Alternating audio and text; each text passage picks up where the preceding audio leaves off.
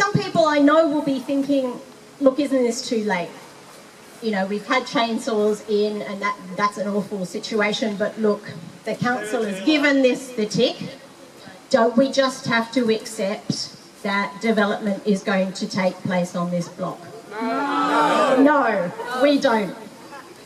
If we did the right thing, we'd be right. If we hadn't stood up as a community right from the start and said no, this development would have gone ahead already. We would have had the clearing of those 6 blocks. We would have had houses underway. It is not too late to stop this. It is not too late to acquire the land and protect it. We are seeing a war on trees all over Sydney.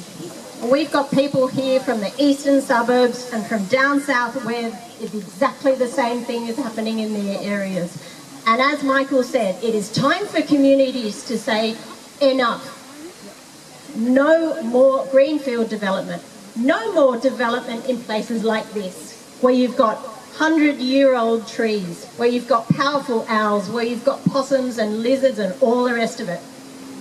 We don't need this land developed. We don't want this land developed. We want this land for our children and for their children and for their children.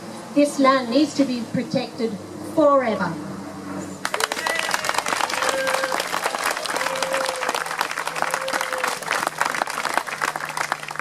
And secondly, we gathered here at this public meeting call on Hornsby Shire councillors and our elected representative for Epping, Mr Damien Tudhope, to acquire and protect in perpetuity the iconic bushland of Biles Creek Valley at 78 to 87 Moulton Road, which sustains the critically endangered Gangang cockatoo, the vulnerable powerful owl, and other native flora and fauna.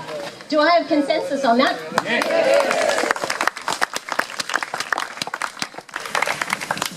And we've got some of those local representatives here today, and I want to thank them for giving up some of their Sunday afternoon to come along and listen in person, which is a big commitment on their part.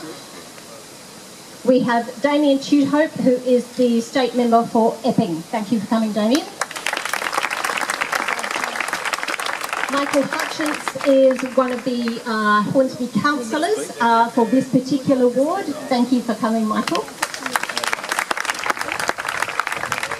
And Robert Brown has also given up his time to come and hear us as a community, and thank you again, Robert, for doing that.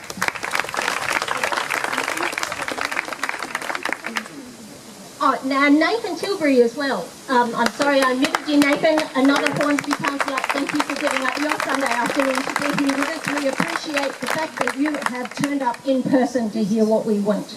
And this is part of what we want. These are the resolutions we're going to make at the end of this meeting. If you haven't had a read of them, please do. If you would like to put your name to them, we would appreciate it a great deal, and we will be passing these on to our local and our state representatives.